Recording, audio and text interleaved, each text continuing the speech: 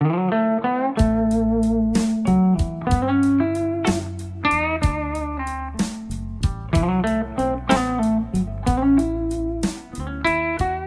presence of it, rolling up.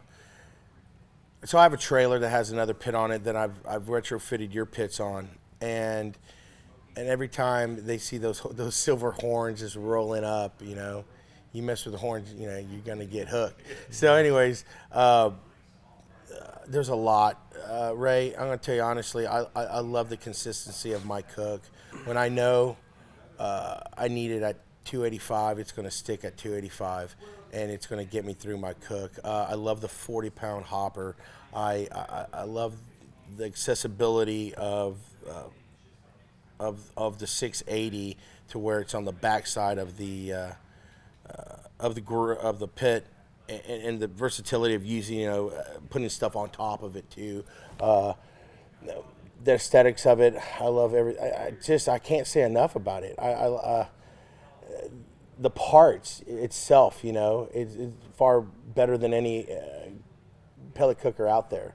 You know, you're cooking with a pit, you know, a barbecue pit. I mean, look at it. It's everything you need in to win on. And from the stainless steel to the lugs to the consistency to the finished product, the bottom line, I like it. The one thing too that, you know, that makes it different too is that it's okay to abuse it, and that's the difference. Is that a lot of these manufacturers that have other pellet cookers, you're gonna assemble it, you're gonna put it there, and it's not gonna move. Because why? After wear and tear, the bolts on it starts getting loose and wiggly.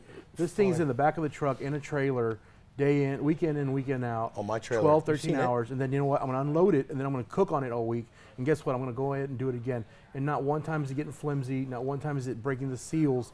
It's made to be abused. And you know what? We abuse things. You got to admit. We abuse things. As we're not here masters. to sugarcoat things. And I'll keep it real.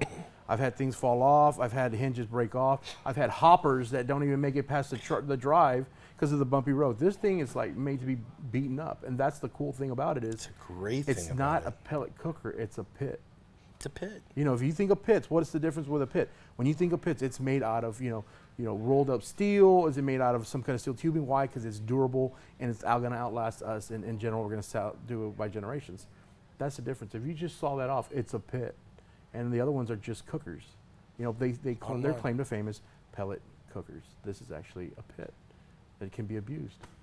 And I've ridden that thing on. You've seen my pit. Yeah. The That's what I'm saying. Yeah. You see yours. Yours is hooked on a freaking trailer, and it's like goes down the road at 80 miles per hour, and there's nothing flying out. And then guess what? It turns on like nothing, and let's go. That's it. And let's go snap necks and cash and checks. Snap necks and boy. cash and checks.